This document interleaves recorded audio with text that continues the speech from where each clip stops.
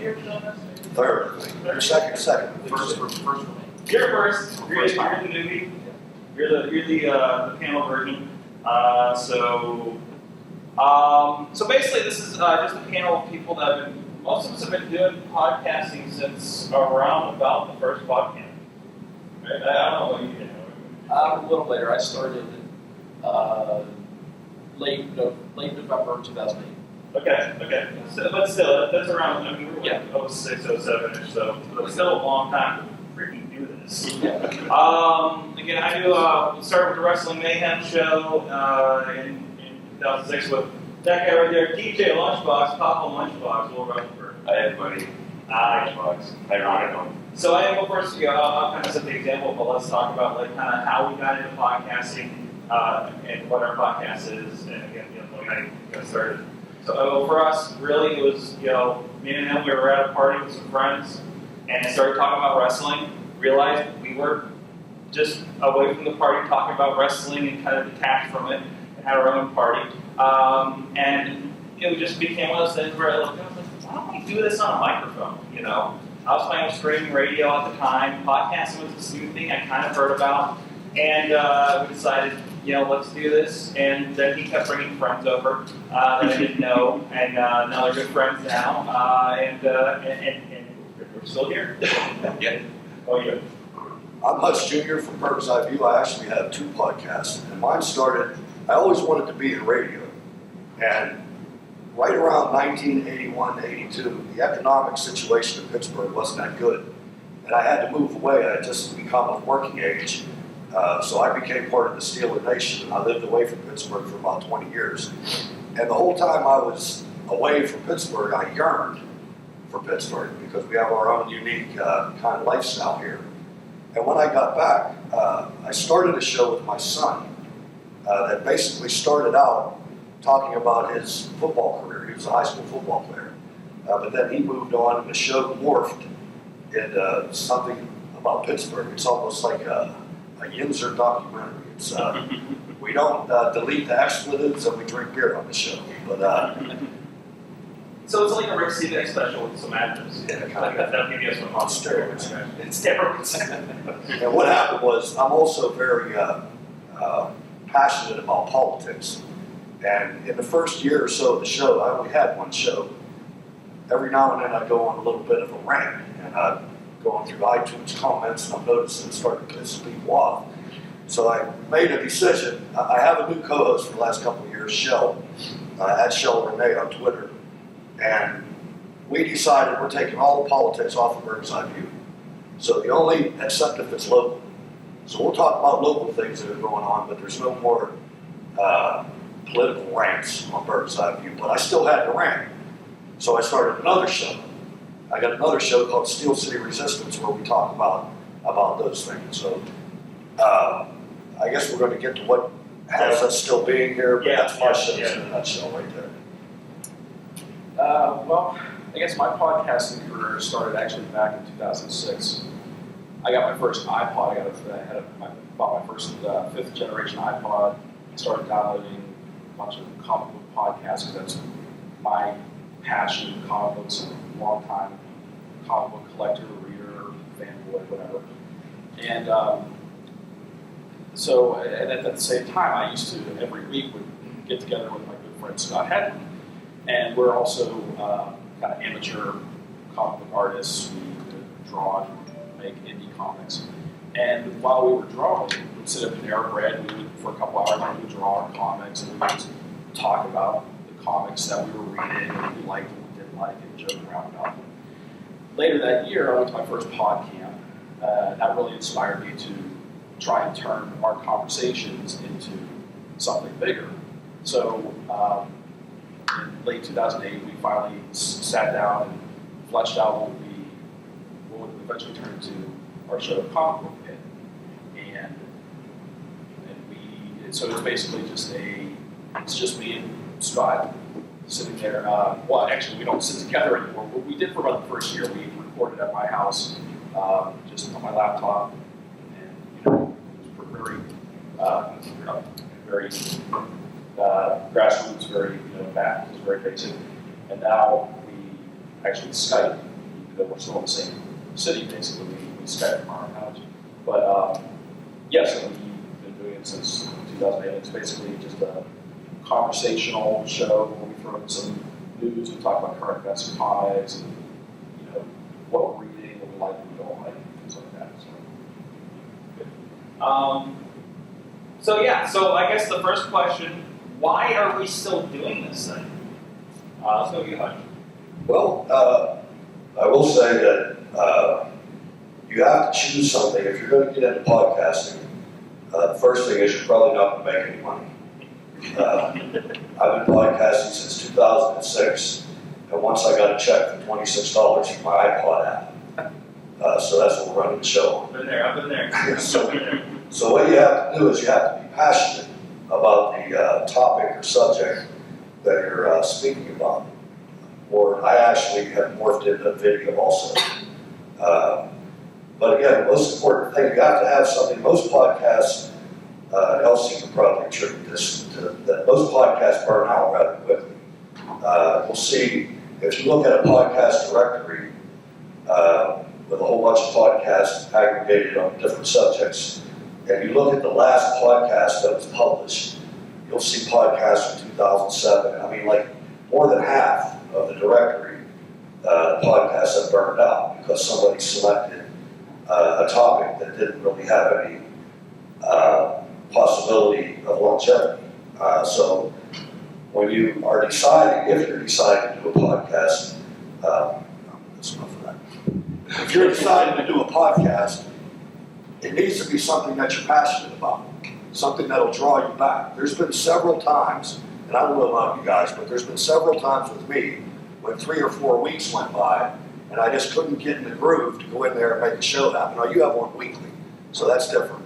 My weekly show, I never have this problem, but I don't have a schedule for Bird's Eye View, and sometimes it's a real pain to get everything together. An hour-long show takes more than an hour to produce.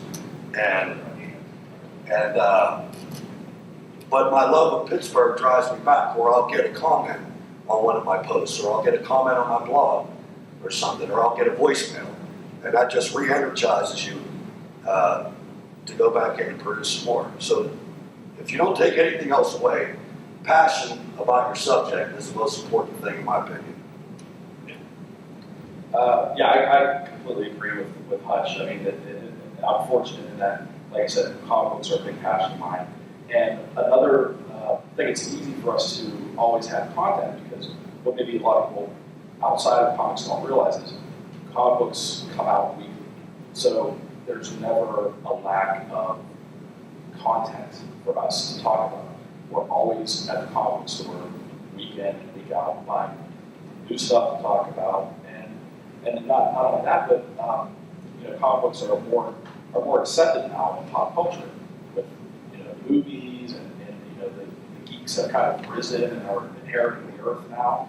So it's like that's our people. But passion, obviously, that's a huge thing.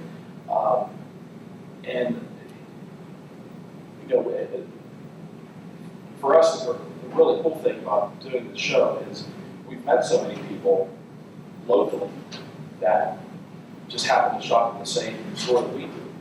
And, we've made really great friends and made, just relationships with people I've never met had the comment for this podcast.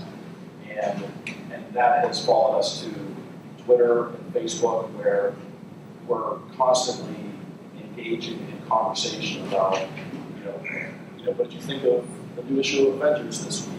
Or, boy, Captain America is he's a jerk.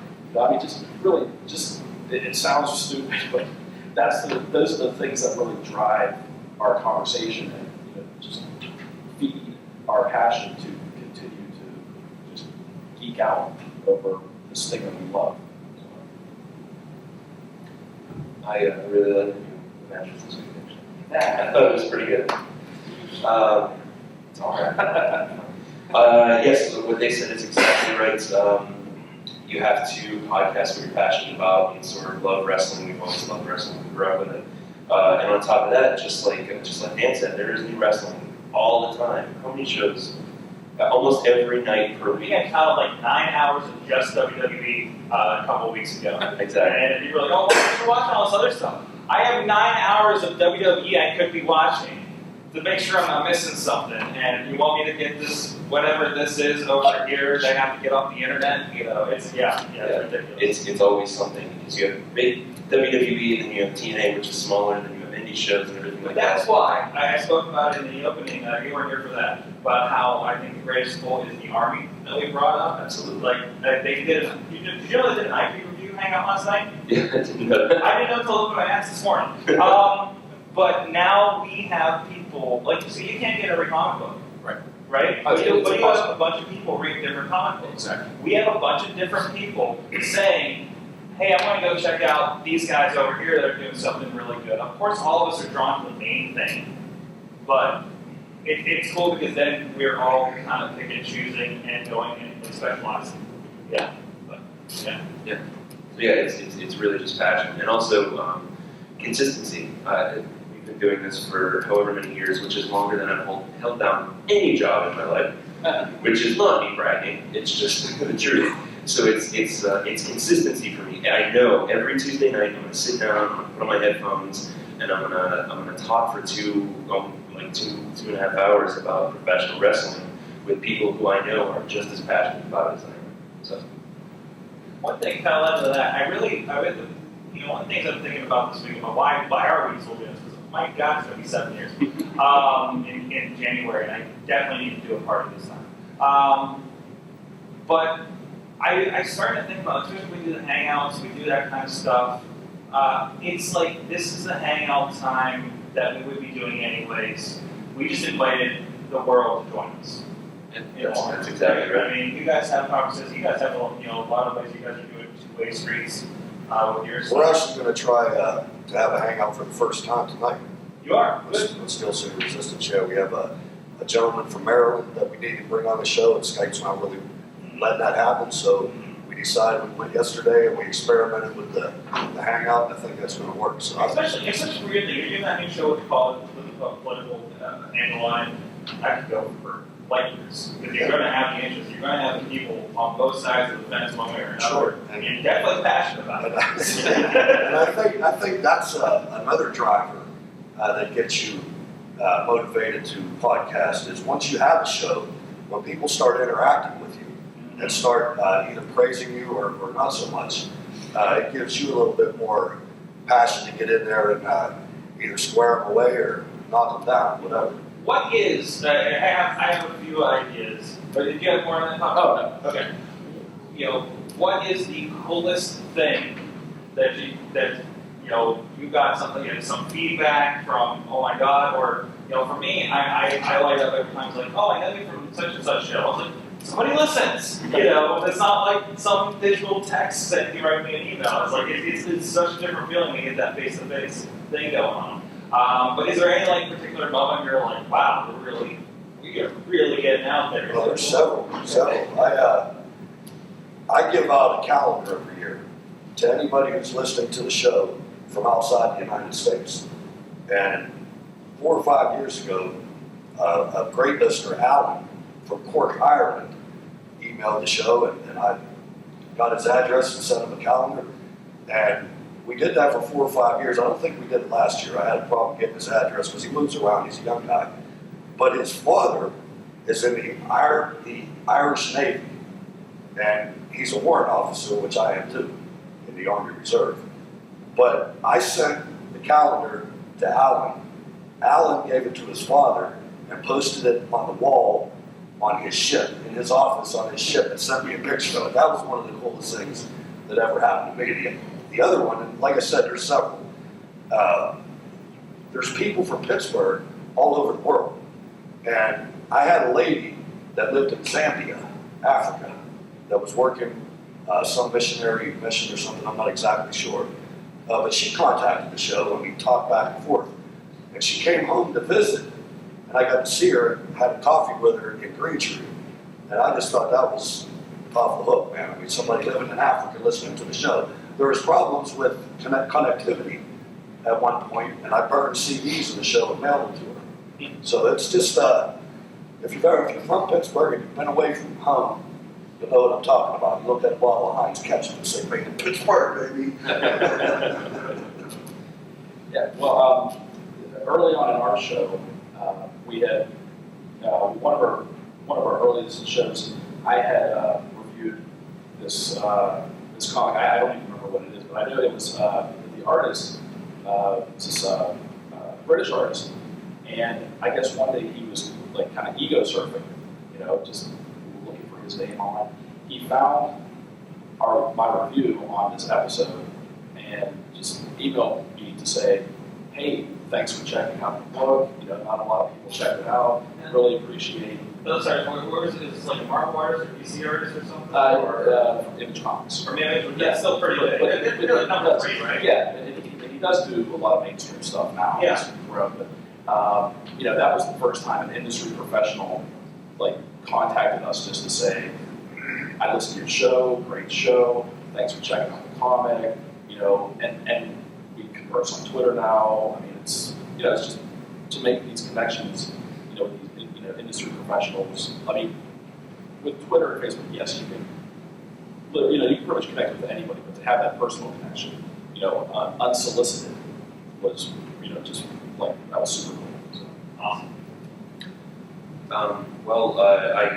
Speaking of Hutch mentioned a lot of international things. We had a doctor from the UK get interested in our show and start emailing us, and he came to visit. He just came and hung out with us for a first year. Was it the first or the second year? We started in January. He came in December. Yeah. It was the month after the first podcast. Yeah, that's right. Yeah, it was insane, absolutely insane. And also, the other thing is we have he's one of our regular hosts now. His name's WrestleFan, and he lives in Texas. He was from Corpus Christi, Texas, and he started listening to the show. Then he started writing in, and then we put him on the show, and now he's a regular host. And I would say he's one of the hardest workers we have on the show. Oh my God, yes. It helps that he's a young man in college and has all the free time in the world. But he has a passion for professional wrestling that I have never seen ever. It's incredible the stuff that he does. And he spends all of his time going to independent shows, and he always reviews them, buys DVDs, and supports the product. So just to see him go from a fan of the really crazy stuff that we were doing online to host and one of our most reliable people it's just amazing. Yeah, he's man, I can't say enough good. As much as we freaking rag on him on the show, which is kind of the thing, that's kind of the show, the gimmick of the show. He's the youngest, so we have to give him. Yeah, we kind of have to, but no, seriously, he's definitely one of the hardest working ones. They kind of took mine would have been there, but. Yeah, that cool moment where it was where kind of the walls broke down again internationally. Remember, we interviewed guys that did the Wrestling Manager game on the iPhone. And I remember it was I don't know how we connected. I can't remember which, if I connected with him or vice versa. But he gets on with us. And by the way, it's been he still communicates with us. I still see stuff from him on Twitter, on Plus and stuff all the time. He's retweeting us every once in a while whenever we talk about video game wrestling in general. But I don't know. He gets on. This guy's got an accent, okay, that's cool, whatever. And then at some point I'm like, hey, yeah, where are you going from here, And he's like, yeah, Scotland. No, he might have been Scottish, and he might have been in England probably, but either way, he was freaking out another continent. Yeah. And I just Eastern time, 8 p.m., whatever, not thinking, you should really be in bed by now, It was he did sound a little bit tired and stuff like that. I think you offered to marry him. I heard the accent, I proposed immediately. Yeah, so, that was one of those, wow. We interviewed some big people here. Oh, yeah. Jimmy Snuka, one of the Oh, next. you interviewed me.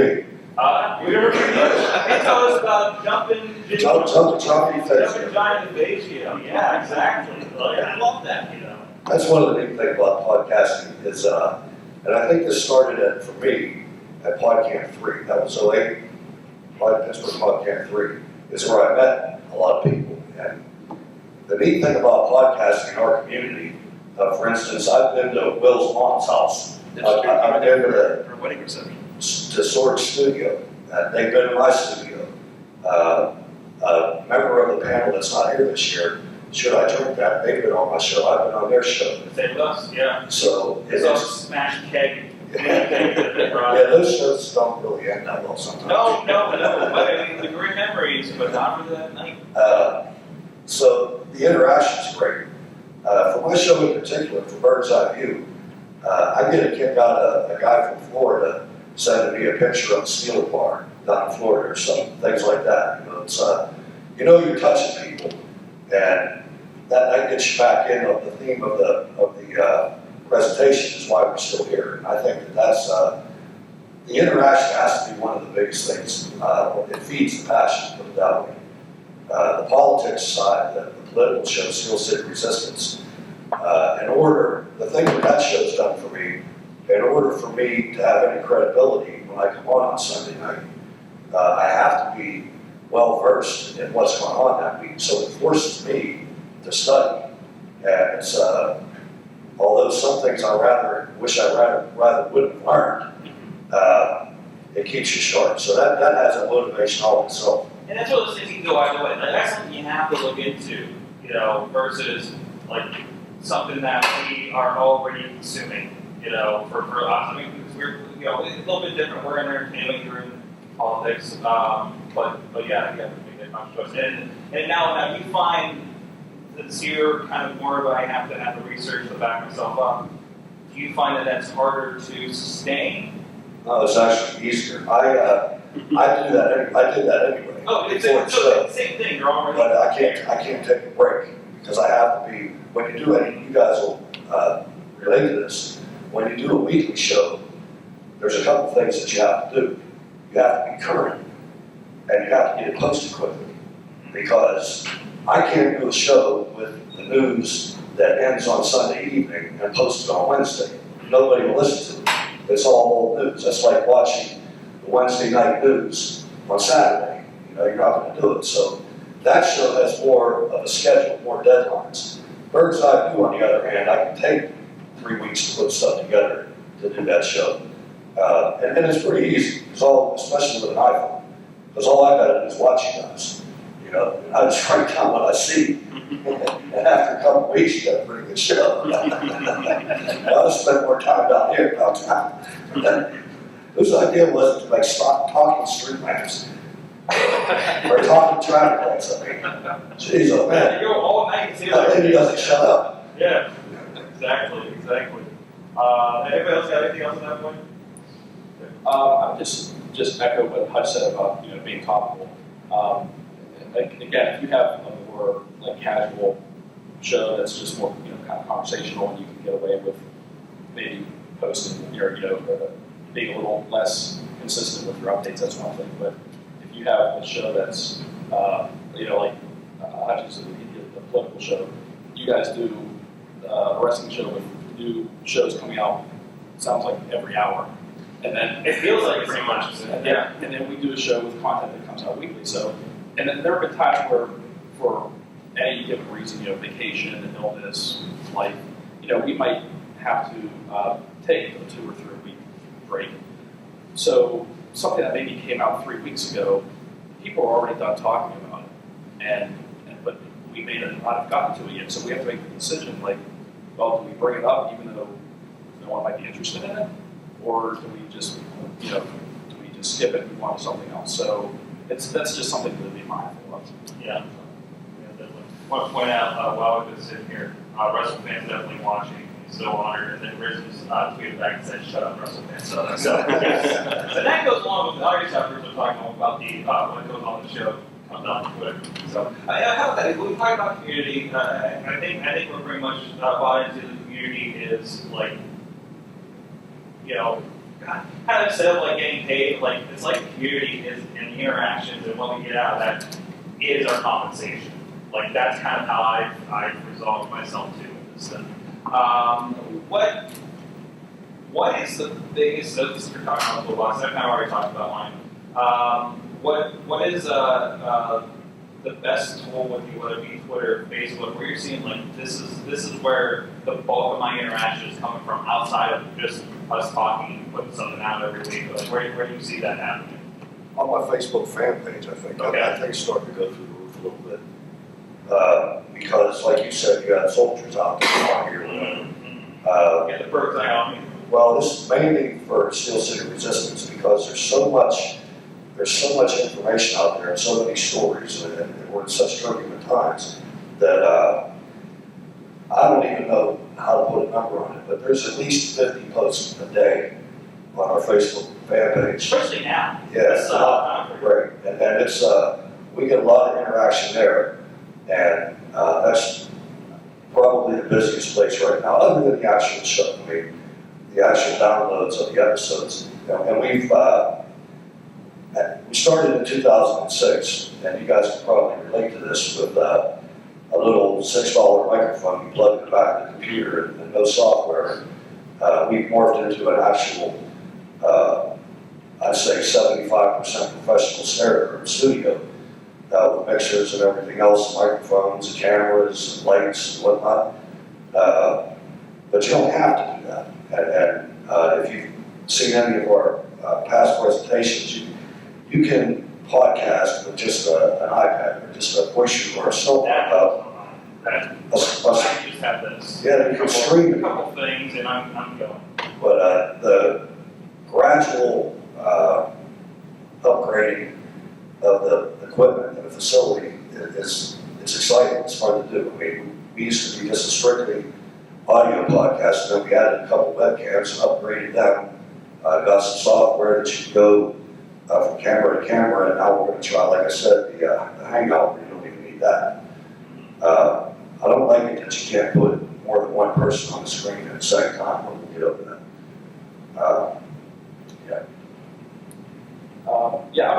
I'm a big fan of the social networking, as a supplement to the show, to carry on conversations or to start new topics. But I have to say for us, I think Skype has revolutionized how we record our shows. It allows us flexibility. We don't all have to be in the same room. Like I said, for the first year, Scott and I recorded at my house, every week. And while there was nothing wrong with that, now we have flexibility. He's at his house, I'm at my house, and nothing is lost as far as quality of recording or quality of conversation. I mean, I think it still works out really well. And not only that, but just the number of people that you can have on a Skype call. I mean, within reason. But I think, we've maxed out at, 5 people, and it still sounds pretty good. And so that really gives you a lot of flexibility as far as if you want to have like a special topic of conversation that will include more people or people from other parts of the country, other parts of the world. I mean, there's really no excuse not to push yourself to try these new things and to if you have someone from across the country who you speak to on Twitter or Facebook, you can say, hey, you want to be on the show sometime? Just if it's a fan or a friend, whatever. So I think that really adds another level of just enjoyment to just podcasting in general. You're not just trying for your location. That's what I love about that kind of stuff. And there's shows that I watch that are like, they're based, they've actually got being on the adult studio in California. But they have people that are on the shows that are like hosts of the show, like they're the main focal point, that live in Boston, that live in Texas, that live, and people like guests that are in Australia, in the UK, it's amazing. It doesn't matter where we are anymore. My co-host for Steel City Resistance lives in one neighborhood, I live in another, and every week we do a video call on Skype, and I capture that part of the screen, and it's like he's in the studio. Yeah. The only thing that you guys probably have done this, you got to get your timing right. Yeah. You walk on each other. After you've been on a show with someone for a while, you can kind of, when to jump in and when not. It's just that little bit, there's that slight pause, and if you start talking, depending on how you're set up, you don't catch the other person. And it gets really hard when we have like 4 or 5 people on, that are mix of people in the studio and on Skype, and maybe the computer they're on isn't as fast or something like that, or not a great connection. I mean, but then again, we've had people, Mikey from the Free Show join us. His Wi-Fi wasn't working for some reason, so he Wi-Fi from his iPhone over 3G, and it's better than like half people do on their laptops. I mean, Twitter, of course, is good for like day-to-day conversations with everyone, keeping in touch. But we have recently had some Facebook interactions that have been fantastic. So really, really great. Our Facebook page blew up, and we've had some great conversations. Now it's the open group. Open group, yeah. Yeah, that came out of nowhere. Yeah, that was amazing because we did have another page. Yeah. And it kind of, all the activities started flaring up on our open group, so we just all kind of off to it, I guess. Yeah, and we still say you can comment with us on, it's really good to kind of focus where that conversation's happening. But, we still say, hey, yeah, I need this on Google Plus. I mean, we listen for that, but nobody's really conversing there. But we say, the action is here. This is where you need to go. Go, we'll let you in. It's open. We just have to hit a check mark and you're in. And I've been seeing a lot of different faces. Yeah. Like recently, like half the conversation isn't people on the show anymore. Like just starting with people on the show that are like there are bands like that. I'm like, I don't recognize maybe they're different in the shower or something. But it's really been growing, and that's been really exciting lately. So on top of that, I forget it goes without saying, but Gmail. I mean, it's an integral part of our lives completely, but it's how we interact with fans, it's how we converse with each other, it's how, we've got an email address that you send one and we all get it, and it's without email, we would be screwed.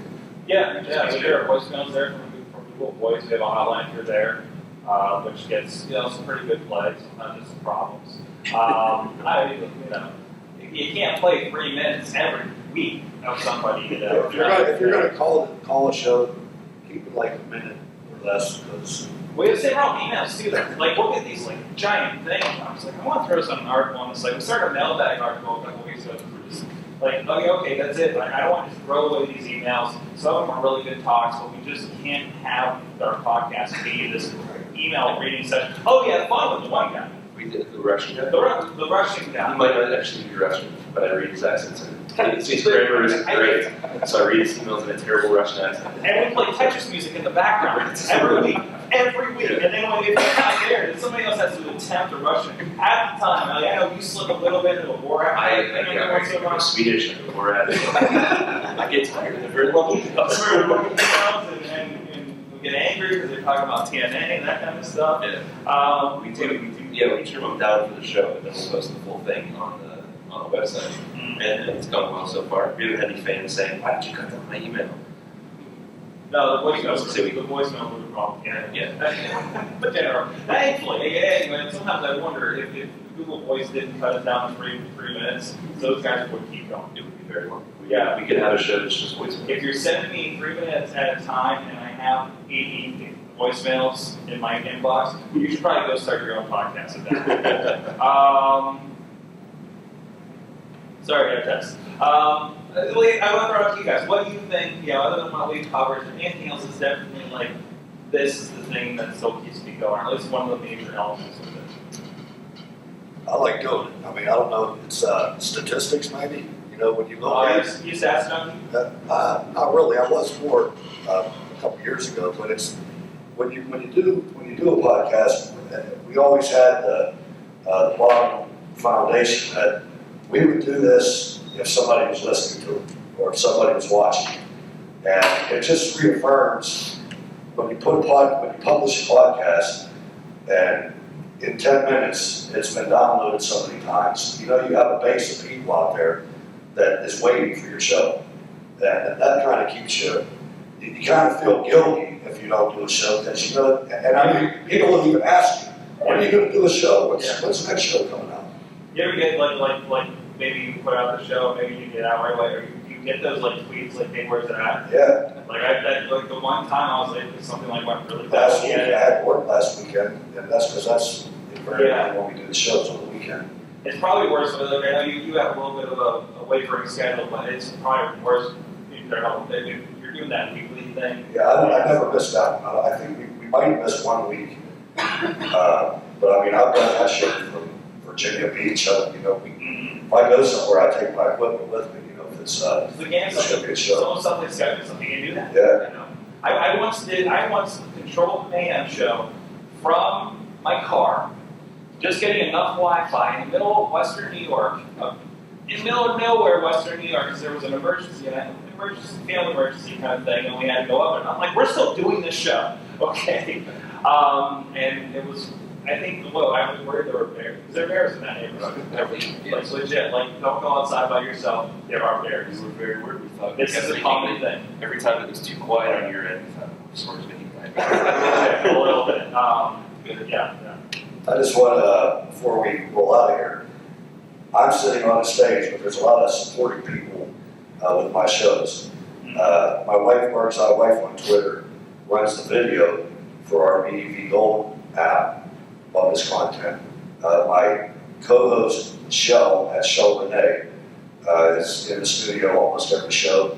My son, Hutch, on Twitter, is on occasionally, and those are really good shows when he's on there. For Steel City Resistance, my co-host, Ward Miller, co-hosts with me every week. And I posted the show titles up there, and there's some business cards on the piano. All you have to do is Baille Google those two titles, and you'll find something. I guess just to kind of affirm what you guys are saying about like why we're still doing this in general, just the convenience and the ease of the technology. I mean, I don't have an abundance of free time, so if it was really difficult to do or really time consuming, I don't think our show would have lasted. There is time at the end. Oh yeah, there definitely is, but again, not it's not hours and hours and hours. I mean, we can record the show in an hour, hour and a half, and maybe another, depending, 30 minutes to an hour. It's edited, posted, cross-posted on social media, and boom, we're done. So that I'm glad that it's there's that ease of transition from the content creation to the final product. But the other thing is for me personally, it's just that the relationships I've made through talking about comic books is amazing. I mean, the friends I've made, the people I've met. I mean, the Podcamp is certainly part of that. Meeting you guys, being up here, interacting with people I never would have met had if not for me sitting in front of my laptop every 2 weeks talking about a childhood hobby. So that in and of itself is very special to me. I like the fact that our show has evolved from the beginning. I like seeing where things go, and also the way I am on the show, the way I present has changed a bit since early on. And a little less yelling. Less yelling, a lot less yelling. But I was just thinking about this. This is a very interesting thing. Have you ever thought of something during your day and be like, oh, that's kind of funny, and then it goes away? When you're podcasting, you can think about that and then write it down and then say it to thousands of people who are listening at home. It's fantastic. It's a lot like stand-up comedy without the pressure, because you don't have the live audience sitting right in front of you, drinking and talking over you and yelling at you. You are absolutely controlling the content that you put out there, and they get it, they like it, and that's fine. It's a lot less pressure. So I like experimenting, coming up, like if I hear a good turn of phrase in the day, I can put it on the show later that night, and it's good. It's a really halfway point between writing and performing that I think is very unique. So. Show notes for last night's show. School bus, a half-mile minimum stops. Ladies walking multiple dogs. Zombies downtown. Bacon report. Stitcher. Brookline pub shuttered over drink tax. Deer and my dog Cole. Fat squatter and girl with tramp stamp. You see things, you just write them down. That's 3 weeks worth of notes. And that's not even all of them. Big Bob fell out of the shower.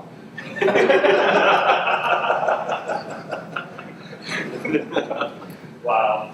Yeah. That's the other thing. We can do and say whatever we want on these podcasts. Yeah, we do. Within reason, yeah. I mean, We go sometimes outside of reason on the Mayhem Show. yeah, absolutely outside. We don't We censor have ourselves. Yeah. We have rules. We put up the 2-second what's it called? Disclaimer at the beginning saying don't play this for your children or something awful will happen. We should make a don't try to send home. That's a good idea. Just do everyone. I actually have a question for the panel. Okay. Because a lot of the things I do on the show are influenced by other podcasts. I have a desk job, I work in a cube, and I spend a lot of my day listening to podcasts. If I'm exercising or walking, it's all podcasts. What I want to know from you guys is, what do you listen to other podcasts and what influences you? Well, you I love the Earwolf Network, Comedy Bang Bang, and How Did This Get Made? I love that.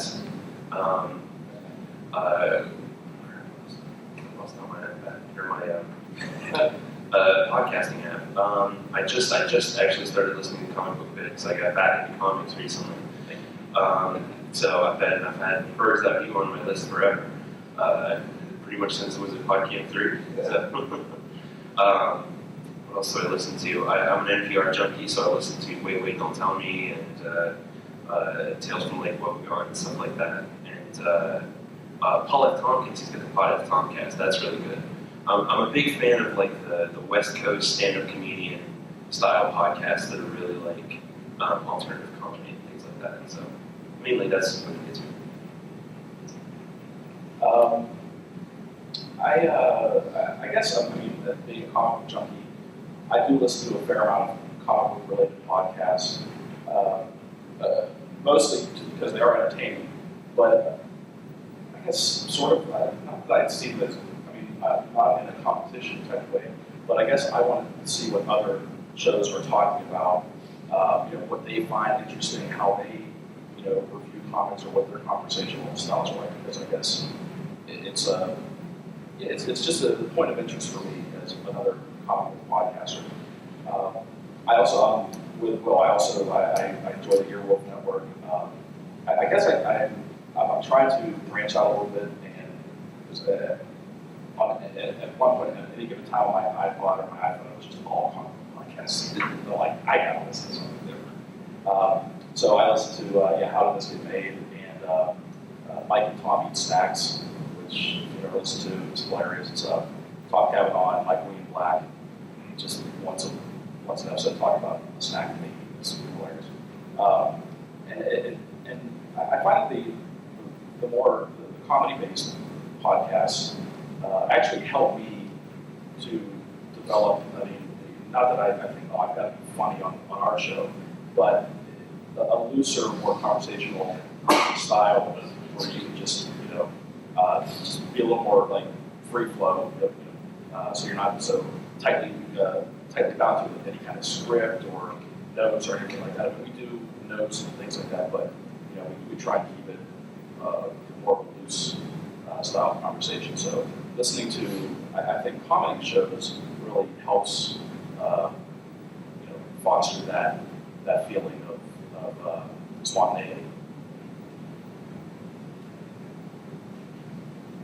On Steel City Resistance, I haven't really listened to a lot of podcasts other than we're trying to get to a level that I would say, as a professional, either podcasts or radio shows, Michael Savage or Rush Limbaugh, to try to get the style format that they have set up. And I'm going to probably surprise you, but your show is what inspired me to do my video. The way you control, going to different speakers and things like that. When I first started out with my video, it was like a karate kung fu movie. The voice wasn't synced with the video, and it was going like this, and I'm like, man, we got to do better than this. And I collaborated with you a couple times. We talked about it. I got mine straightened out, so that was, I think it was pretty decent. Now, we're not completely where we need to be, but we're at about a 90% solution, I think. So, but beside that, I don't have, my day is pretty filled up. I listen a little bit in the vehicle, but those are the ones that really influence me. I don't, again, I don't get a chance to sit there and listen to them all day long. I'm answering the phone. But when I do get a chance, I like watching the show. And there's some other ones, Should I Drink That Screw, that I like. But I don't. I used to have a roll of podcasts that I listened to, and now I go on iTunes and most of them are suspended, and I gotta go back and get. Yeah, for me, one of the big influences that's not around anymore, as far as kind of what you're talking about with timing and the some comedy podcasts and those other ones, The Awful Show. And we've done some stuff on some of the other podcasts with Nero from there, and he's actually come out here. He's from like out around Philly, Reading, something like that. And he still communicates with us, especially on the Awesome Cast on Twitter and everything like that. But the big picture influence is definitely like the Twit Network and Leo Laporte. Because to see what they've kind of grown, again, it's somebody that's been in TV, so he has that following already. But see this idea that you can have the network of geek stuff, you know. I mean, we hit a bunch of different points. We do wrestling, we do technology, we do video games, and I'd like to start rolling a lot of other stuff in there. But I like this idea that you kind of build up your studio and like just have that kind of thing going. I take a lot of cues from there, like kind of what the trend is and what we can be if we work hard enough, you know, and put enough into it. For other stuff, just kind of for entertainment, I've become a really big fan of Burghs and his show Back to Work. It really motivates me with my independent work, and just his humor is really, you get it or you don't. Rob, the other great who's been around here with the Awesome Cast, we're just like bouncing jokes off each other that we heard on there, and we're the only people that get it. You know, it's like this weird, like, I don't know, brain humor. I don't know how to explain it. I've been getting nervous because everybody keeps talking about great interviews on there.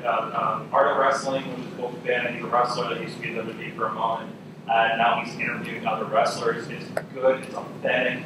Kind of gives that idea about, you know, both that and nerds are really good because they're entertainers, interviewing entertainers, or wrestlers, interviewing wrestlers. And so all the barriers are gone from doing an interview. And I want to become more natural when I talk to like random wrestler X, you know, and sometimes I do it, and then they you know, like what we did with boxer with SJK. Butterbean. Butterbean. That sounded like it was right in my head. You know, like that was a good conversation. We had fun with it. We're like, he's like, it had a great good time with that. Jock Sampson, when he was on the other day, he was a couple weeks ago. He was just like completely in the character, and we just had fun, and we kept calling him out for being a redneck, and he keeps coming back at us, you know. I mean, that is the kind of stuff I enjoy. I love any chance I can see and see how other people would make it more natural. Because so many shows, like, you know, especially with wrestling, when you get an interview on, it's so rigid. You know, well, what did you think when they did this thing? You know, and it just turns it off. You know, but that's pretty much the big one. The Kev Smith stuff too. Oh yeah. His podcast stuff. To see again, kind of like what it can be. Again, he has a lot of, you know, the fact that he's gone from like basically they become a professional movie maker to a professional podcaster. And that's basically what he does. He takes it on the road and everything. And then the stuff he does with that, like, you know, where he did like the portable thing with that much thing the other day, yesterday's session. I also want to mention Jimmy Pardo's podcast. He because he did a free podcast for a long time. He switched over to charging per episode. He charges on a per episode basis. It makes it work. It's incredible. Very few can do that. Yeah. I've seen some that will do. They're free, but if you pay to get it a week in advance. Yeah, I think so. But you can't do that with something that's how many pages. I've seen some of the first 50 episodes are free, but the whole archive you have to subscribe. Yeah, that makes sense. So if you have something that's like really evergreen and not time sensitive, that's really good. Like how they do that podcast, How Stuff Works podcast I listened to. Like they could monetize that and they didn't. they want to do. But thankfully, they're advertising to listen to it and just hear a little ad, So, but I think that's good. But any questions, real quick, before we head out of here? Do you guys see your back catalog being gone through a lot, or is it mainly everyone's just keeping on new? On Burghs Eye View, my back catalog gets hammered, but I'm still City Resistance, not very much. I haven't looked at it a lot lately, but it used to be you'll see it still hits on certain interviews. I'm sure we get a lot of people who still download, still view on YouTube, the 3 minutes we spent per tangle that one thing, and get really angry because it was only a 3-minute thing and there wasn't much going on.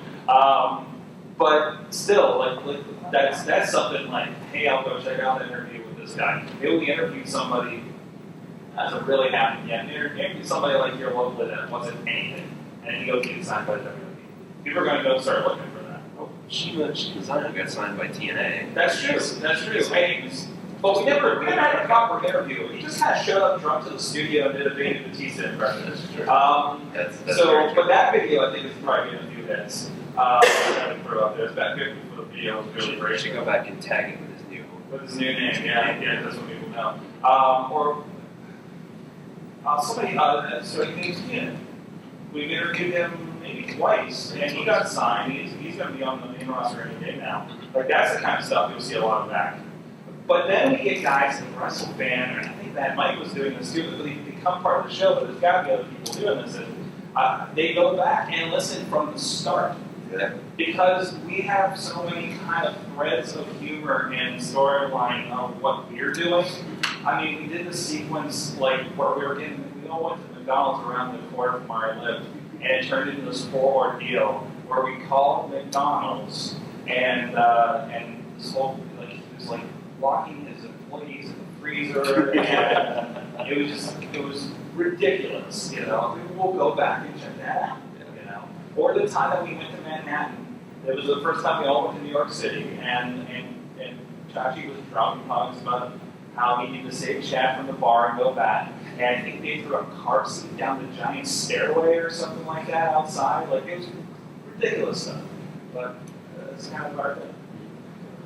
I don't have any interesting stories like that, but I would say because our back catalog is very time sensitive as far as content that came. I don't think you're going to see anyone going back 2 years to listen to a review of a comic that came out. It's just not I don't me personally. If I start listening to a new comic book podcast, I don't go back because it's all been. It's either something that I already know about or maybe even talked about already. So I would assume that. I haven't looked at our stats in a long time, but I would assume that not a lot of people are going through our old episodes to hear what we were talking about. I would take a look at those look at that. Because I think if you build up enough stock with your audience, and I'm getting into a lot of older books because I was raised in a library lately. And if I was and I do this with other things with pick stuff I want to go on an iPad or something. What did the guy that is my authority for technology think about that? I'll go back and check out the review or something. I think if I'm reading I'll read No Man's Land, we had this conversation before, but I'm kind of curious what did these guys think about and then maybe I can, especially something that's a bigger storyline like that, like the Civil War thing is definitely something of controversy, one way or another, but it's still people are kind of going, it's such a big thing, people want to see what that was about. If you get that stock, people can kind of get back to that. So. All right, I think that's it. Time for some lunch. Thanks for listening, everybody, and watching. Thank you very much. Thank you.